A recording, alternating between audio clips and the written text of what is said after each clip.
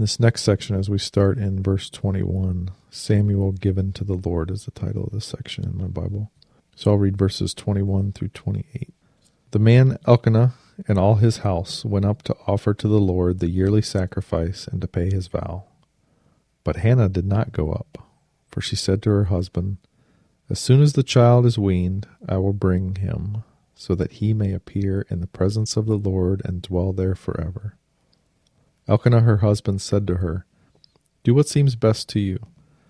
Wait until you have weaned him. Only may the Lord establish his word." So the woman remained and nursed her son until she weaned him.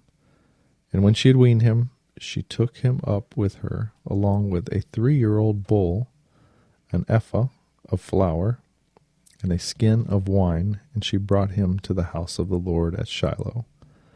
And the child was young. Then they slaughtered the bull, and they brought the child to Eli. And she said, "Oh, my Lord, as you live, my Lord, I am the woman who was standing here in your presence, praying to the Lord. For this child I prayed, and the Lord has granted me my petition that I made him.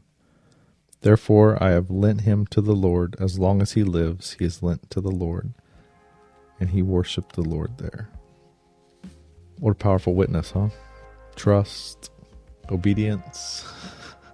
All your normal sacrifices that you bring, and then Samuel himself kind of becomes that sacrifice, that offering to the Lord.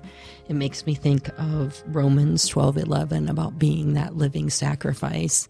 And what's interesting is he's brought where Eli is, and if you read further in 1 Samuel, you learn that Eli's sons are wicked, and they steal basically from the offerings that people are giving to the Lord. And here you have just this picture of this pure, beautiful offering in comparison to this wicked offering, one giving and one taking,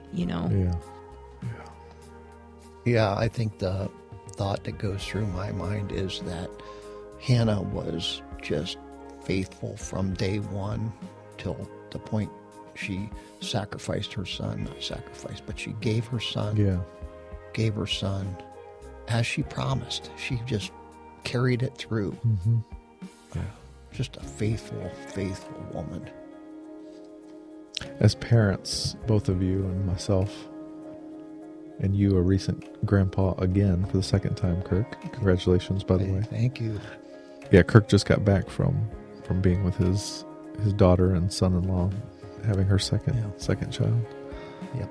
So Blair Elizabeth. Nice. Beautiful name.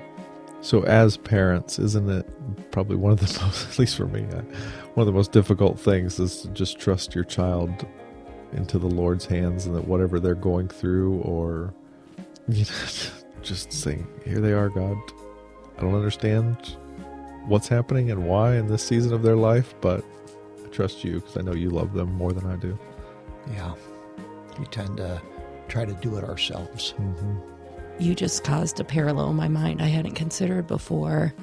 Who else had to lay their child down but Moses's mom? Mm-hmm. And so there's something powerful in that, laying down your child and offering to the Lord, right? And then what God will do in that. So Moses is this lawgiver and the deliverer, and then you have Samuel, who's the last judge, and he's God's priest, and God does mighty things in him. We should be willing to relinquish our children to God, right? Abraham and Isaac. Right. The promise, right? Yes. Yeah. Yeah, that's good, Angie.